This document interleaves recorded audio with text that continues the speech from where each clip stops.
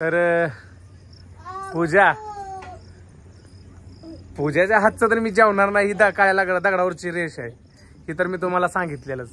आणि मित्रांनो मी त्यामुळं तुम्हाला सांगू का आमच्या मॅडमला बोलून घेतलंय मला जेवायला करून घालायसाठी. मॅडम कमिंग द आतमधून बाहेर आहो. मी तुम्हाला काय फोन केलता पूजा मला जेवायला करून देत नाही, स्वयंपाक करून देत नाही. तुम्ही काय म्हणला घरनं डबा आणू का? मग मी काय म्हणलं तुम्हाला तुम्हीच या घरी डायरेक्ट. तर मी तुम्हाला सांगतो कोणाला बोलत नाही, कोणी माझ्या पैसे बघायला नाही, कोणी हसायला नाही माझ्याकडे बघून काय. आणि असं पण तसं पण मी कोणाच्या पण हातचं खायला काय मला पिसायला कुठं चावलं नाही काय. फालतूक माणसाला मी बोलत नाही. अजय मी कुणाला बोलत नाही. मी अजय मी तिला बोलत नाही. तुझ्या भाषेत सांग. एक चापेट दिली ना तिला तर ती भिंगरी भिंगत पळल. अहो तुम्हाला सांगा मित्रांनो हिला फक्त मला बोलायला कारण पाहिजे. कारण म्हणजे तिला माझ्याशी करमत नाही ही सिद्ध झालं. आणि भांडण करायला तर पहिला नंबर येतो या भांडण करायला. अगं पहिला नंबर नाही लय जोर आहे तुझ्या नातीच्या अंगात माझ्यासोबत भांडण करायला. पण तिला काय माहित आहे मी कोण आहे, मी काय आहे, विनायक काय आहे, विनायकची पावर काय आहे, विनायक काय करू शकतोय.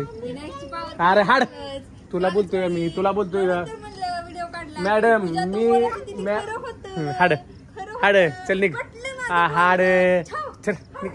मी तुला बोलतोय का उगाच काम. मग माझ्या मोबाईल मध्ये तुझ्या मोबाईल मध्ये बोल की तुला काय बोलायचं ती. माझ्या मोबाईल मध्ये तोंड खोपसायचं काय गरज आहे का. मी कोणाला बोलत नाही, माझ्यासोबत कोणी बोलू नये. आणि असं पण 2 दिवस झालं मी आज दुसरा तिसरा दिवस आज मी तिच्या हातचं खात नाही. माझे मी हाताने करून खाल्लंय. फक्त खायचं नाही बोली आपली. हा समजलं, खायचं नाही बोली आपली. हा समज. मी तुला बोलत नाही, तुला बोलत नाही मी काय फालतू कोणी काय तर बडबड करते. दादा तुमच्या बायकोने तुमची भांडण झाल्यावर तुम्ही जेवण करता तुमच्या बायकोच्या हातनं. हा काय रवी नो ऑप्शन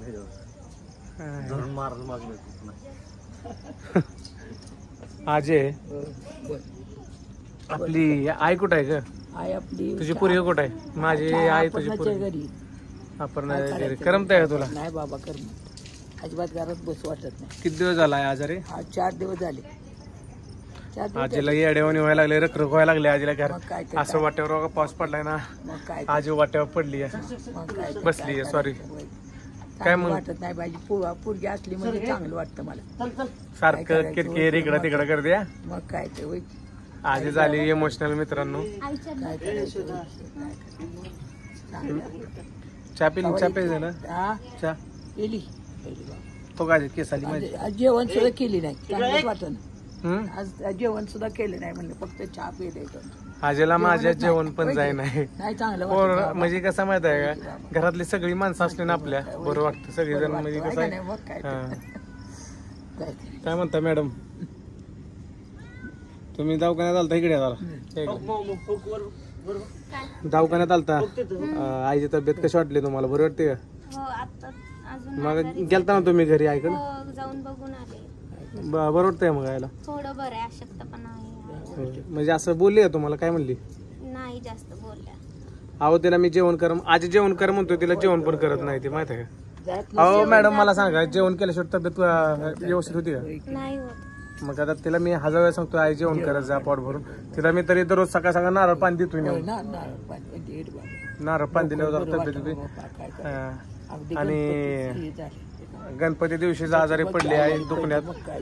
महालक्ष्मी आल्या आता महालक्ष्मी आपण बसवायला मग लवकर बरं वाटू दे.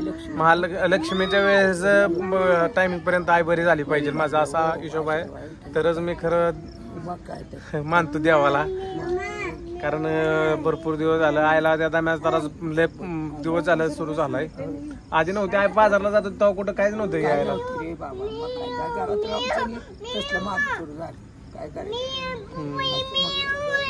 गोल्या आजी कुठे आहे आपली? आजी कुठे आहे? छाया आजी कुठे आहे? काय झालंय छाया आजीला आपल्या?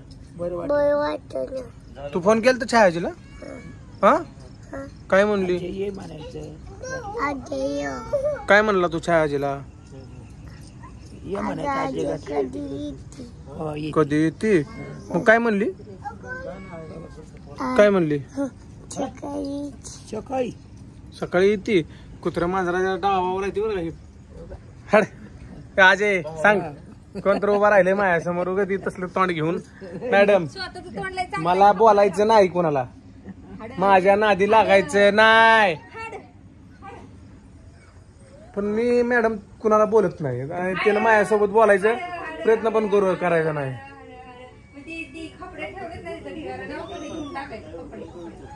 मी फक्त मॅडम स्वयंपाक करणार नाही म्हणले. मी पण कपडे धुणार नाही. श्वेता मॅडम तुम्हाला बोलतोय, रिप्लाय द्या मला. मी फक्त काय म्हणलोय, स्वयंपाक तिच्या हातचा खाणार नाही. कपड्याचा विषय नव्हता, कपडे तिच्या हातचेच धुतलेले घालणार मी, काय दुसरी करणार नाही. मग करतो, मला काय करायचं, दुसरी बाय लग्न करतो मी डायरेक्ट. जाऊ नाही का? आहे का असं अजून बी सांगतो, लिमिट मध्ये बोलत जा. बोलणार नाही ना, लिमिट मध्ये बोलत मी कुणाला नाही. मॅडमला म्हणतोय मी, मॅडमला डोस देतोय. मॅडमला डोस दिला म्हणजे समजले, समजणे मला इशारा कापे बोलणार नाही ना कोण. म्हणून म्हणलं अरे चल हा चल पुढे निघ, चल पुढे निघ. चहा देऊ या तेवढा, काम करा तेवढं तर. तुझं काय तुम्ही माझं ना काय तुझा काय बांधील आहे मी तुझं ऐकायला? बांधलेलंच आहे. कपडे धुवून पाहिजे असेल तर ऐकावंच लागतं. पण बघती नक्ट बघते. तुमचं बघा, तुमच्यापेक्षा तर नाक चांगलंच आहे. माझं तर छानच आहे. मी मला चांगलं देवानं पुरसत मध्ये बनवले. असं थोडं फक्त मी जरा फिरायला गेल्यामुळे केसाचा प्रॉब्लेम झाला, नाही तर माझं सगळं अँगल भारी दिलत मला देवानं. काय राव, आपण काय हलक्यातच घेते या. पण काय हा बरं झालं कळलं, उशिरा का होईना आपण तूप पेटली. काय पेटली? मी माझ्या नवऱ्याला आधी सांगत होतो, मग माझं ऐकत नव्हतं. आता कसं ऐकायला लागलं? तुझं ऐकायला काय मी काय तुझं काय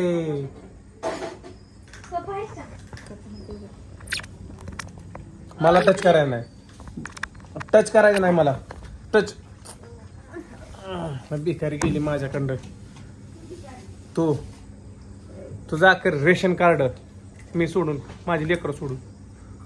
आम्ही इकडचे रेशन कार्ड नाही, पहिलं रेशन कार्ड. पहिलं रेशन कार्डात नाव नाही माझं. अरे चल एक आयशो लय ताप देते का नाही मम्मी?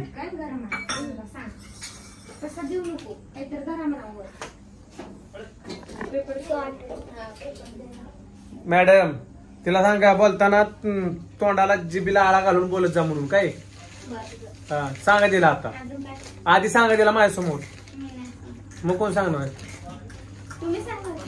मी फालतू लोकांना बोलायला वेळ नाही मला. I am busy.